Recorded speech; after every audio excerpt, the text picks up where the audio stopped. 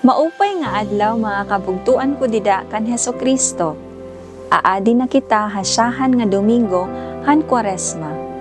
Ako hi Sister Clarice Cabansay, Canossian Sister, para hanya na ha Gospel Power ha waray-waray. Niyan, gindara hi Jesus ha kamingawan han Espiritu, ngan didto ginsulay hiya hanyawa. Nagpuwasa hiya ha sulod hinkapatan kaadlaw o gabi, ngan katapos ginutom hiya. Dinaraon an panulay ngan nagsiring ha iya. Kun anak ka man gud han Dios, sugua daw ini nga mga bato, nga mahimo nga mga tinapay. Kundi nagbaton ni Jesus, sumala han nahisurat, nabubuhi ang tao diri pinaagila han tinapay, kundi han kadapulong nga natikang han baba han Dios. Pagkatapos, gindara hi Jesus han yawa ngadto han baraan nga bungto, ngan ginpatungtong hiya han ginhahataasi nga lantawan han templo, ngan ginsidnan hiya. Kun anak ka man gud han Dios, pagpatayhulog daw kay sumala han nahisurat, susuguon niya ang mga anghel tungod ha imo, ngan sasapnayon kanira han ira mga kamot. Basi an imo tiil diri hipadul habato. Nagbaton hi Jesus, nahisurat liwat, ayaw pagsarihi ang Ginoo nga imo Dios. Niyan gindara hiya hanyawa ngadto hin gihataasi nga bukid. Ginpakita hiya han mga ginhadian han kalibutan, upod na an ira mga rayandayan, nga nagsiring ha iya anyawa.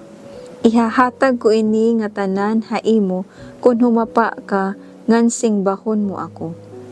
Dida hini ginsiring ni Jesus anyawa. Iwas dida Satanas, nahibubutang dida han kasuratan nga an Ginoo nga imo Dios an imo la singbahon, ngan hiyagudla an imo pagserbihan. Niyan binayaan hiya hanyawa ngan tigdala nga nagkaabot in mga anghel nga nanginano ha iya.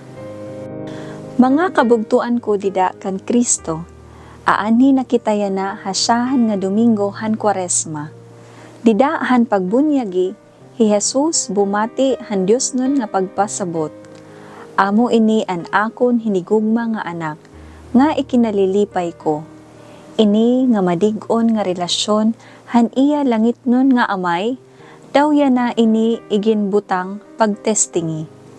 Hi Jesus daw, hingin otro niya ang buhi nga eksperyensya ha disyerto han Israel, nga amo an kanan Dios anak, dida handaan nga testamento. Pero, ini nabaligtad ang katig-ahan ulo ngan kulang hin pagtapod.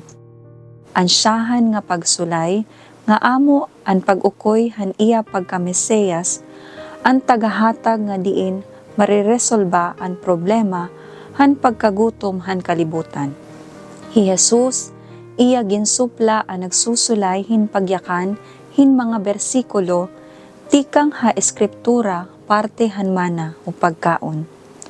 Nga, gindidig-unan nga ang Dios mismo ang nagahatag para hadto nahibaro kunti paunan o ang pagtapod ngan paghulat. An panulay kinarawat ngan ginpamatud-an ang pagtatapod han Dios ngan ini ginagamit para himuon ang ikaduha nga pagsulay. Amo ang pagsugo ni Satanas, ang paglayog tungod kay ang Dios na protektar hadton mga natapod ha iya. Dinhi hini nga parte iya ginbaton nga ang tinuod nga pagtapod in ginbubulag ang plano pagmanipula ngan abusohon ang kanan Dios, regalo han pagprotektar. Ang pagtesting sinmukob ngan hi Satanas nagpasipara han pwesto nga agawon, ang pagdayaw gudla ngadto han Dios. Ang pakasala han pagsunod hin Diyosan in usa nga bitik nga diri la nahitabo ha Israel, kundi yana ha aton henerasyon nga agsop kita nahuhulog sa sala. Ang baton ni Jesus, amo ang nagpawara kan Satanas.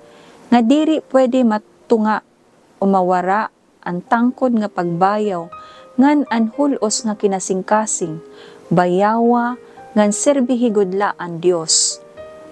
Diri nakukompromiso, ngan diri taphaw ang pagrespeto, ngan pagsugot han uusa nga Dios. Ginoo Jesus, dida hiton amon pagtapod, han kakusgon han kanan Dios, pulo nga amo an hinganiban kontra han kanan demonyo, pagsulay ngan an kalibutanon nga panguwat. Amen.